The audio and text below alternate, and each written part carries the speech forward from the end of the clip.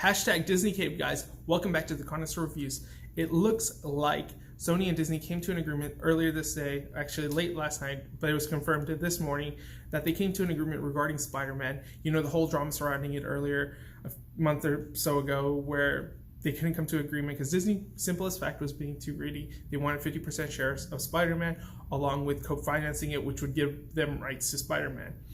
And Sony, being smart, they know that they need Spider-Man more than Disney needs it, and they make plenty of money without Disney. Yes, they never made $1 billion, but they've been fine with it, and they produced the two best Spider-Man movies with Spider-Man 2 and Spider-Man Into the Spider-Verse, along with the first Spider-Man. So 3 Spider-Man movies that are great. And Disney just wanted more piece of the pie. They already had merchandising rights, but they still wanted more. So they finally came to a conclusion. Sony still retains financing rights, so the character is still 100% theirs, but Disney will co-produce it and, you know, have their input in it, and they still retain their merchandising rights, and they get a little bump in the earnings from the movies. So that's good. It's a win-win for both studios. I don't know why this wasn't the decision that they made when the news first broke. Like, why do they have to complicate things?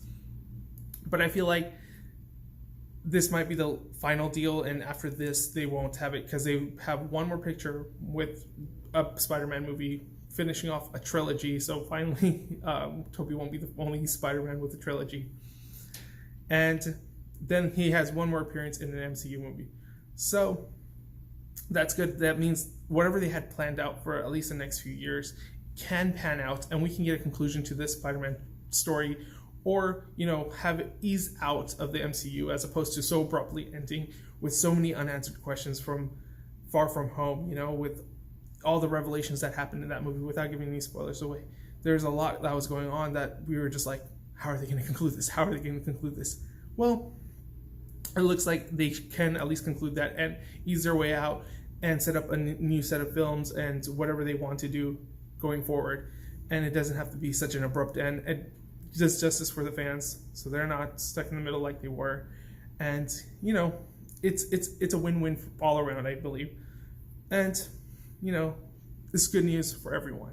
I don't know why this wasn't the first deal, but hey, at least they came to a conclusion, and we don't have to worry about at least Spider-Man leaving the MCU so unexpectedly, and we can get a conclusion to his storyline with, you know, all the heartbeats that they've been trying to set up for it, especially with Far From Home ending. I did not know what they were going to do if they did not have the rights to certain story elements.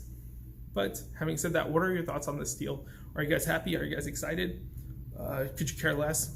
I'm sure people cared because this news was going on back and forth for a while when it broke out, you know, that Spider-Man was leaving. And do you think this is going to be the final deal with MCU and Sony Pictures?